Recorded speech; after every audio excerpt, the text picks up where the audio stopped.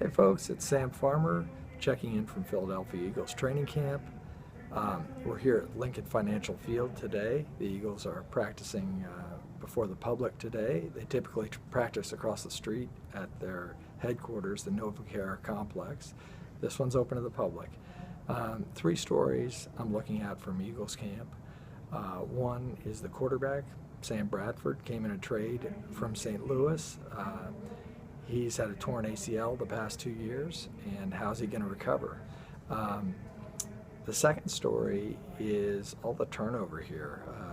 This is a team that won 10 games in consecutive seasons, but Chip Kelly was not satisfied with the status quo, so he could have as many as 12 new starters, and at some key spots, running back and quarterback, both guard spots, linebacker, 3 new defensive backs, so lots of turnover here.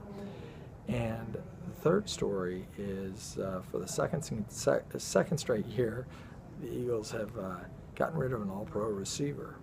First it was Deshaun Jackson, and now it's Jeremy Maclin.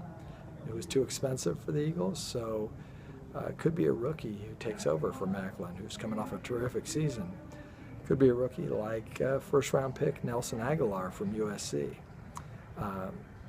So that's it from Eagles camp. I'll check in from Steelers camp, but as I go here, I'll show you the field, the press box, and what we're looking at.